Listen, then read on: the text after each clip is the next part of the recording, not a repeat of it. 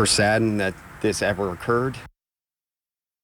For the first time tonight, we're hearing exclusively from one man accused of allowing nearly $2 million in utility bills to go unpaid. And Nicole, that impacts families at 4 apartment complexes here in central Indiana.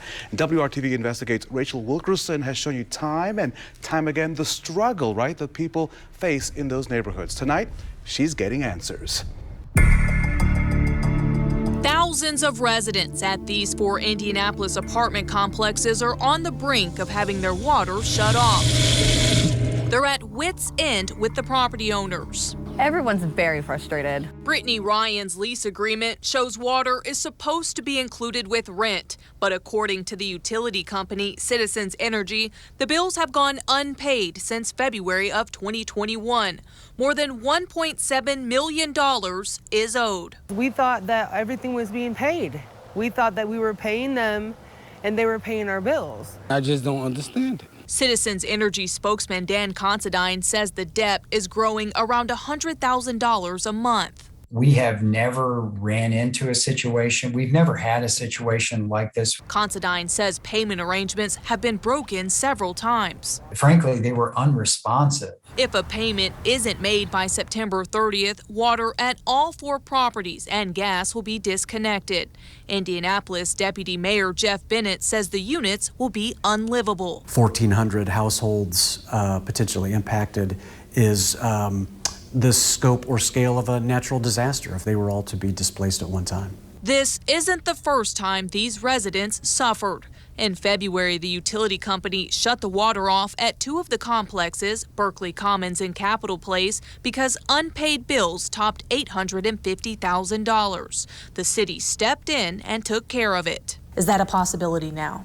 It's not this time. The bill's just too big. So where is the money going? Who are the owners? And why haven't residents been able to get any answers? Tax filings and records from the Attorney General's office show the complexes are owned and operated by multiple nonprofits serving low-income families under the same management. That's JPC Affordable Housing Foundation, JPC Charities, Berkeley Commons LLC, and Pure Charity Fund, which WRTV Investigates found was shut down by the state of Georgia in 2015. The chairman and board directors are listed as Aron Zaram of New Jersey, Thomas Kern and Tracy Huey of Columbus, Ohio, Tony Shear of Chicago, and Jason Cook of Ohio.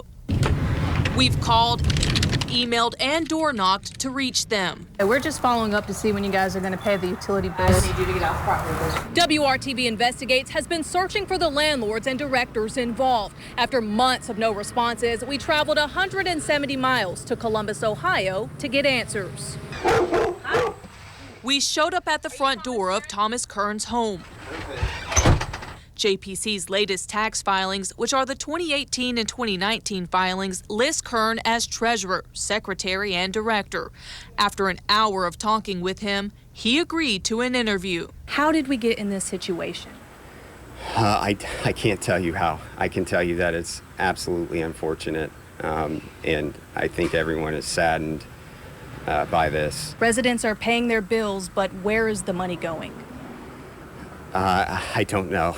Kern denies responsibility. But you're saying you have no involvement into bills going unpaid? No, I have no involvement in that. He says he resigned from the nonprofits board in 2018. When you joined, though, what was your position? What did you do? Were you JPC Affordable Housing? I don't want to do that one. Okay. But it was...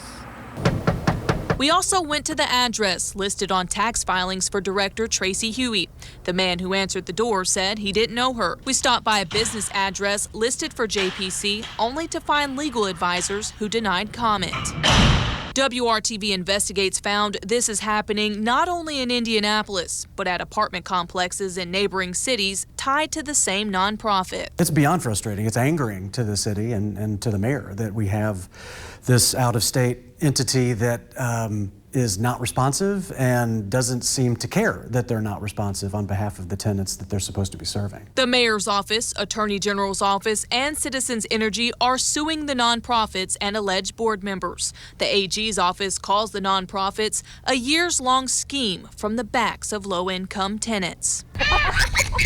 In the meantime, tenants Brittany Ryan and her 4 children, along with Brenda Jones and her 6-year-old, just want the bills paid and to feel secure in their homes. Citizens Energy tells me after it put out the disconnect notices, it finally received a response from attorneys representing the nonprofits. They're still working on reaching an agreement. The Attorney General's office says if the utility company does shut off the water, the AG's office will take action to protect the residents. And Rachel, you've been working on this story for nearly a year. It's a story that impacts so many residents, so many families in our community. What is the city and AG's office hoping will come out of all this? The city is hoping that the properties will be sold and taken over by new management, and the Attorney General's office is going after their nonprofit status. All right, Rachel, I know you'll stay on top of it. Thank you so much for your reporting tonight.